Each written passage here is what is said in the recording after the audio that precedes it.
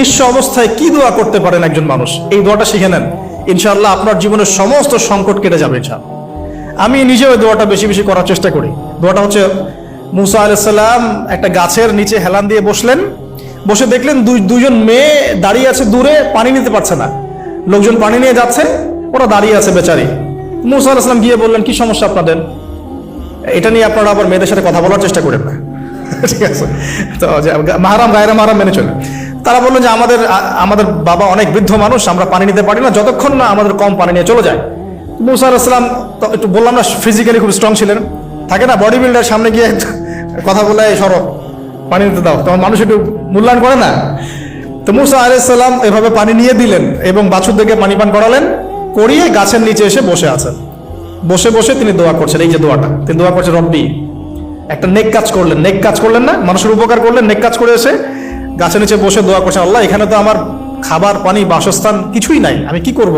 রব্বি ইন্নী লিমা আনজালতা ইলাইয়া মিন খায়রিন ফাকির, রব্বি ইন্নী লিমা আনজালতা ইলাইয়া মিন খায়রিন ফাকির। আবার বলেন, রব্বি ইন্নী লিমা আনজালতা ইলাইয়া মিন খায়রিন ফাকির। অর্থ হচ্ছে, হে আল্লাহ, তুমি তোমার পক্ষ থেকে আমার উপরে যে নিয়ামতগুলো দিবে, আমি এর জন্য ফকির হয়ে বসে আছি আল্লাহ।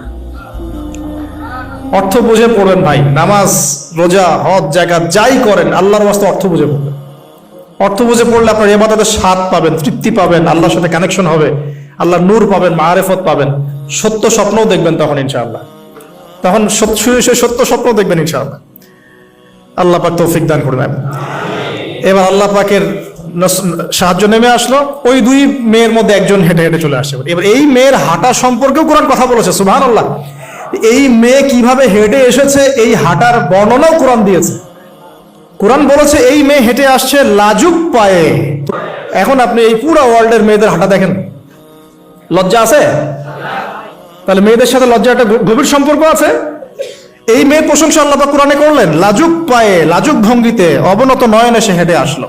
এখন আপনি কেলে যান, গো টু খেল, আপনাদের টুইন টাওয়ারে যান, দেখেন সবার হাঁটা চলা দেখেন। হায়া লজ্জার কোনো বালাই আছে এখানে? আমি গত লেকচারে বলেছিলাম যে আদম আলাইহিস সালাম এবং হাওয়া আলাইহিস সালাম, ইবলিস তাদের সাথে প্রথম যে আচরণ করেছে ওই ফল খাওয়ানোর পরে, সেটা কি? তাদের গা থেকে পোশাক খুলে পড়ে গেছে, মানে নগ্ন করে দিয়েছে আমাদের পিতামাতাকে, মহাবিশ্ব নগ্ন করে দিয়েছে কে? ইবলিস। তো এখন এই পৃথিবীতে আমরা যারা নগ্নতার চর্চা করছি, তার কার এজেন্ট আমরা বুঝতে বাকি আছে? আমার কথা কি বুঝতে পারছেন কিনা? এই কানেকশন মেলানোর চেষ্টা করেন, ডটসগুলো মেলানোর চেষ্টা করেন।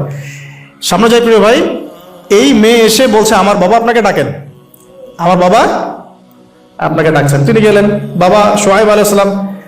তখন এক বোন ইনডাইরেক্টলি বাবাকে বোঝাচ্ছে যে বিয়ে শাদী দিলে ভালো হয়। এক বোন বলছে যে আপনি তো তাকে পুরস্কৃত করতে চাচ্ছেন, তাহলে এরকম কওয়িউন আমিন একজন মানুষকে সবচেয়ে ভালোভাবে পুরস্কৃত করা যায় তার যথাযোগ্য প্রতিদান দেওয়ার মধ্য দিয়ে। তো মেয়ের ইশারা বাবা বুঝেছেন, তিনি নিজের এক মেয়ের সাথে মুসা আলাইহিস সালাম বিয়ে দিলেন, সুবহানাল্লাহ। তবে শর্ত দিলেন, দেনমোহর কি? মোহর তো নাই। মোহর কি? এবার মোহর হচ্ছে 8 বছর তোমাকে আমার ফার্মে কাজ করতে হবে। এটা আগেকার একটা স্টাইল ছিল, সুন্নাহ। এটা এখন নাই, যদিও আগে এরকম ছিল যে দেনমোহর দেওয়ার জন্য এই একটা পদ্ধতি ছিল। যেমন ইয়াকুব আলাইহিস সালামের ক্ষেত্রেও এরকম 7 বছরের কথা আসছে, তিনি 7 বছর তার শ্বশুরের ফার্মে কাজ করেছেন। এটা নতুন ছিল না ওই সময়, এটা কমন ছিল। এখন যেমন আমাদের দেশে কমন 10 লাখ টাকা মোহর হবে, 10,000 টাকা দিব, বাকিটা সব বাকি, তাই না? তো এরকম আর কি কমন কিছু বিষয় থাকে আর কি। আস্তাগফিরুল্লাহ, মাফ করো, বলবে বাসরাতে, বলবে আমাকে মাফ করে দাও। শুরুতেই নিজের গায়রথহীনতার পরিচয় দিল। আবার এদিকে শ্বশুরের কাছে মাশাআল্লাহ মোটা অঙ্কের ডোনেশন নিতে চাচ্ছে, যৌতুক। বিয়ে আমাদের ওখানে মাশাআল্লাহ মানে কেনা বেচা, মেয়ে বিক্রি করতেছে আর ছেলে কিনতেছে। এবার 8 বছর পূর্ণ করা হলো, তিনি আরো 2 বছর 10 বছর পূর্ণ করলেন। এই 10 বছরে মুসা আলাইহিস সালাম নববী পরিবেশ পেলেন, অভিভাবক পেলেন, স্ত্রী পেলেন, প্রেমময়ী, সন্তান ইত্যাদি সবকিছু।